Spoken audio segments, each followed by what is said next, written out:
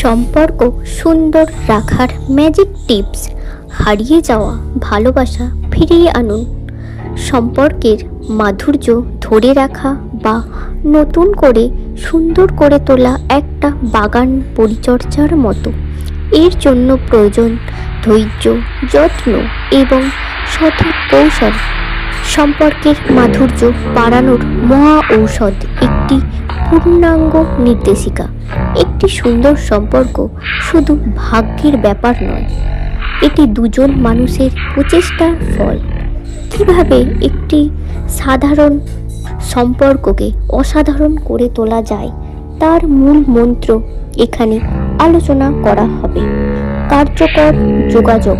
যোগাযোগ মানে শুধু কথা বলা নয়, বরং সঙ্গীর মনের কথা বুঝতে পারা। সক্রিয়ভাবে শোনা। সঙ্গী যখন কথা বলে তখন তাকে পূর্ণ মনোযোগ দিন। ফোনের দিকে না তাকিয়ে তার চোখের দিকে তাকিয়ে কথা শুনুন। স্পষ্টতা।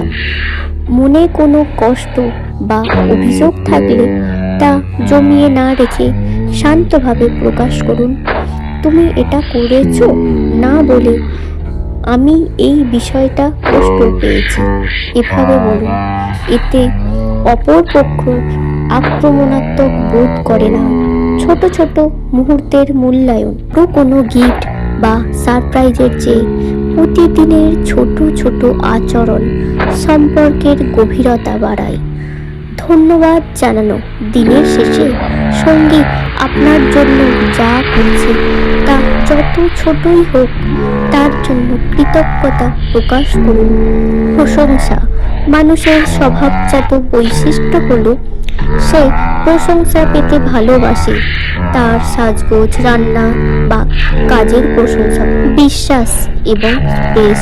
অতিরিক্ত অধিকার বোধ অনেক সময় দম বন্ধ করা পরিস্থিতির সৃষ্টি। ব্যক্তিগত স্বাধীনতা। মনে রাখবেন, আপনাদের সম্পর্কের বাইরে প্রত্যেকের একটি আলাদা জগৎ আছে। সঙ্গীকে বন্ধু বা পরিবারের সাথে সময় কাটাতে দিন। সন্দেহ দূর করা।